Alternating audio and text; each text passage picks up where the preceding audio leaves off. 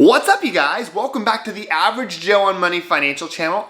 I'm Joe, by the way, and in this video we are talking about Fidelity's indexed mutual funds. More specifically, we're talking about Fidelity's zero indexed mutual funds. Fidelity has lower cost indexed mutual funds than Vanguard, though there's not a massive difference between the two. But just to put the whole issue to rest, Fidelity came out in late 2018 with Fidelity's zero indexed mutual funds, and that equates to 0% expense ratio for the 4 Fidelity Zero funds that they created. Over a year ago, we talked about these same 4 Fidelity Zero funds, but it was relatively early. They didn't have a lot of history for those funds, and now we've got over a year under our belts. So let's take some time here to look at each one of these 4 Fidelity Zero funds, and I've got a little bit of a spoiler alert for you here. One of these funds on the board sucks, and you should avoid it at all costs. All right, let's go ahead and get started here, guys, because I am all about no BS, no long and drawn out videos. I don't want to waste your time. Let's jump right into the content here. First fund we're going to look at here is Fidelity Zero's large cap index fund, and that is ticker symbol FNILX.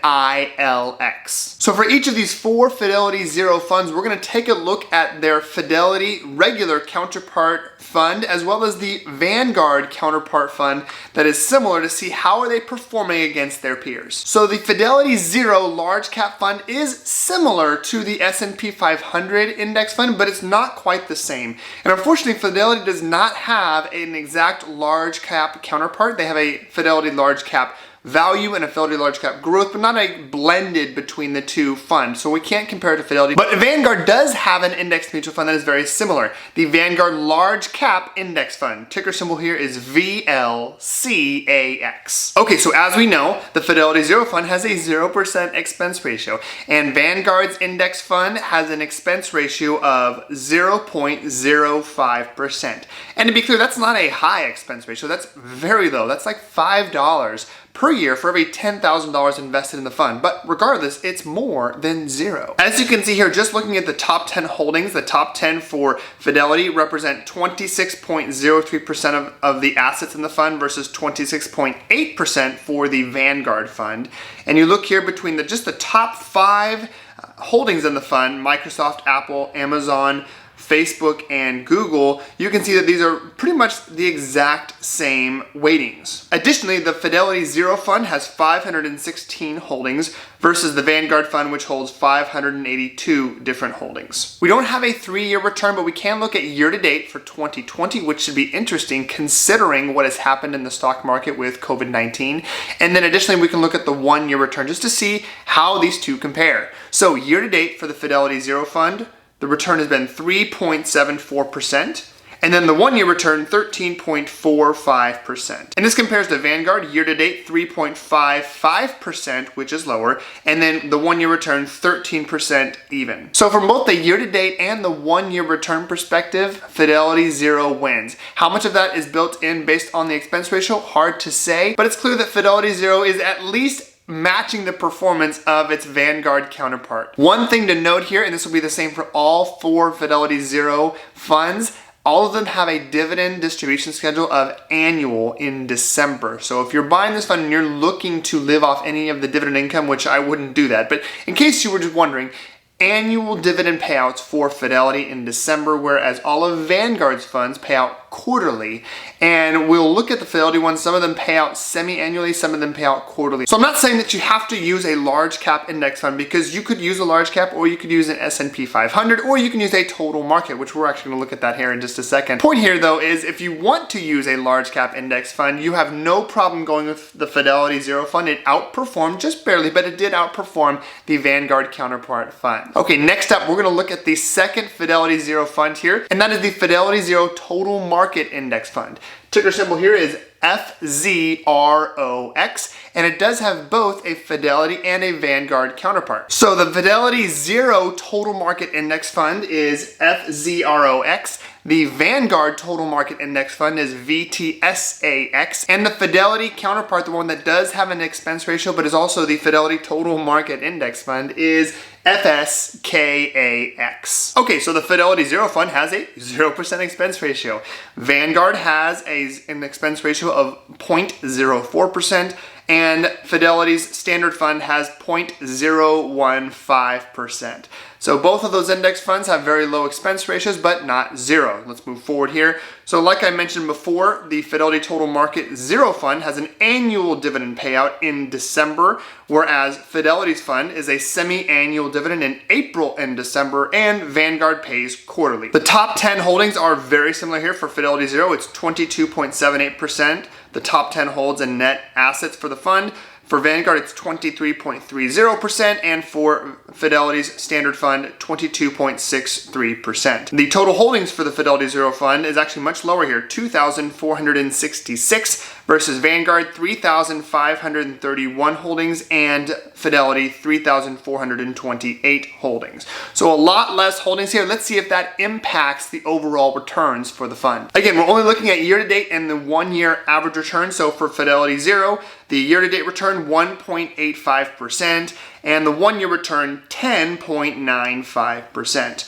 For Vanguard, it is 2.06% year-to-date, which is higher than the Zero Fund, and then the one-year return 10.87%. And then for the Fidelity Fund, 1.94% year-to-date, and then the one-year return 10.81%. So the Fidelity Zero Total Market Index Fund performs just as well as both the Vanguard and Fidelity counterpart funds. So again, you don't have to invest in the total market, though that is not a bad choice. And if you choose to do so, you do get a little bit more coverage with the standard funds from Fidelity and from Vanguard, but from the overall return perspective, Fidelity Zero holds its own again. Okay, Fidelity Zero Index Fund number 3 here is their Extended Market Index Fund, which covers kind of like a blend of the small and the mid-capitalized companies, or small companies and medium-sized companies. This is different than the large cap index fund we looked at earlier. This looks at just small and medium and a blend between the two. So for that, we've got FZIPX, that's the Fidelity Zero Index Fund, and we've got a counterpart for both Fidelity and for Vanguard. For Vanguard, it is VEXAX, and for Fidelity, FSMAX. Let's see how these compare. Remember, we're looking for an index fund here from Fidelity Zero that sucks. I warned you about that earlier, so make sure you keep on watching here. All right, expense ratio for Fidelity Zero, again, is 0. For Vanguard, it is 0.06%, and for Fidelity, 0.036%. Again, both low expense ratios, just not 0. Fidelity Zero pays an annual dividend in December, Vanguard pays quarterly, and Fidelity pays again semi-annually in April and December. Okay, here we're going to start to see a few differences here between the Fidelity Zero Fund and the Vanguard and Fidelity here. So the Fidelity Zero Fund, the top 10 holdings represent only 3.32% of the fund, whereas for Vanguard and Fidelity, it's much different. For Vanguard, 9%.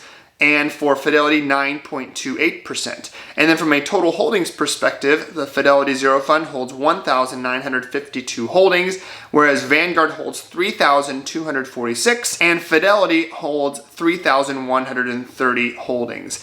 We'll see how this impacts the total returns. It didn't for the total market where Fidelity Zero held less. Let's see what it does here. So one-year return and year-to-date. So the year-to-date return for Fidelity is negative 9.5% year-to-date. And then for the one-year return, it's negative 4.04%.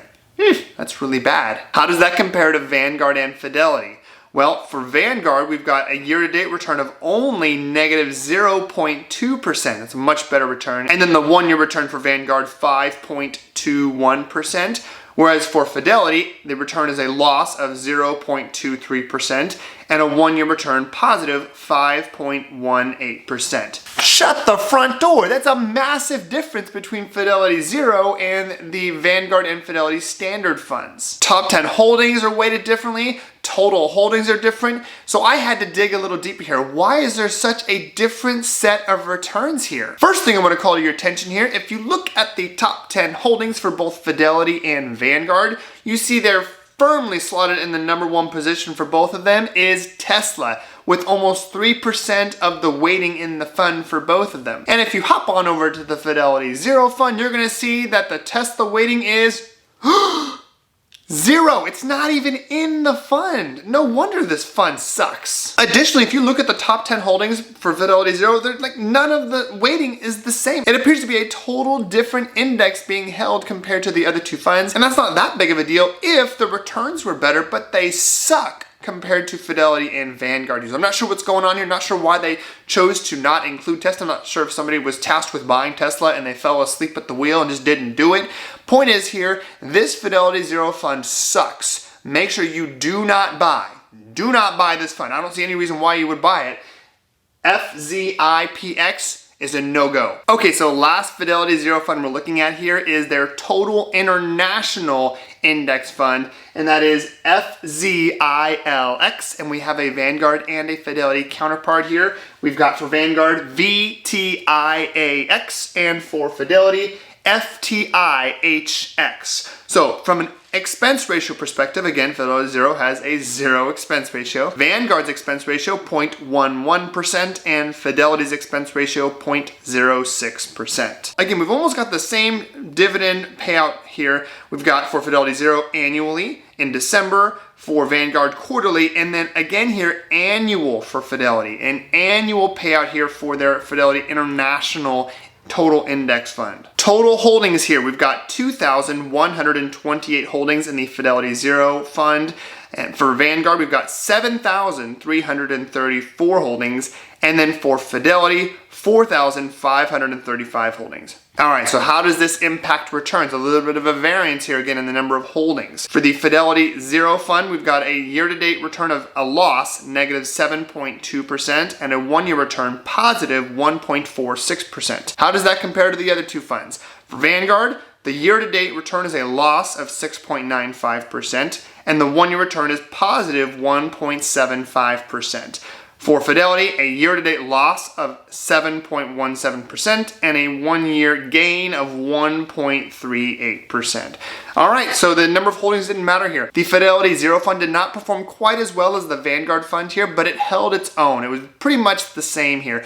So if you're looking to purchase a total international fund, you can definitely go with the Fidelity Zero Fund, though you're not going to be doing a bad thing by going with either the Vanguard or the Fidelity funds either. All right, just a quick recap here. If you're looking to buy Fidelity Zero funds, most of them look pretty good. The Fidelity Large Cap looks good here. You can go good with either Vanguard or Fidelity Zero here. For the Fidelity Zero Total Market Fund, it holds its own just fine compared to both Vanguard or Fidelity. Any three of those are going to work just fine for you. Make sure, be on the lookout here for the Fidelity Zero Extended Market. It sucks. I wouldn't buy it. Now, I'm not a financial advisor. I can't give financial advice, so don't construe this as financial advice. Just providing you some information, some facts, and some research. The Fidelity Zero Extended Market Fund, in my opinion, I would never ever buy it. The Vanguard or the Fidelity funds are going to perform much better here if you're looking to buy the extended market fund. And then lastly, the Fidelity Zero International Index Fund here performs just fine compared to Vanguard or Fidelity. That one's a buy as well. Hope this video has been informative for you. Make sure to leave your 2 cents in the comments below. Do you own any of these Fidelity Zero funds? And hopefully, no judgment here, who here owns the Fidelity Extended Market Fund and wants to sell that like yesterday? Or do you prefer, or make sure to let me know if you prefer the standard Vanguard or Fidelity funds as opposed to the Fidelity Zero funds here. I myself buy exchange traded funds, so I don't own any of these here, though I do have Vanguard's S&P 500 index fund in my 401k. Make sure to leave your 2 cents in the comments below. And if you haven't done it yet, and how have you not done it yet? Make sure to hit that subscribe button below and click on the notification bell to be alerted to all of my weekly videos. Every week I put out 2 to 3 personal finance videos for the average Joe out there. People like you and me that cover all things personal finance, whether it's budgeting, paying off your consumer debt, investing for your future, both now for dividends or for the future for long-term growth, and everything in between. So if that resonates with you, you should consider hitting that subscribe button below and joining the average Joe on Money financial community. And the great news is, even though this video is about to end, the learning doesn't have to stop. You can click on these videos right over there.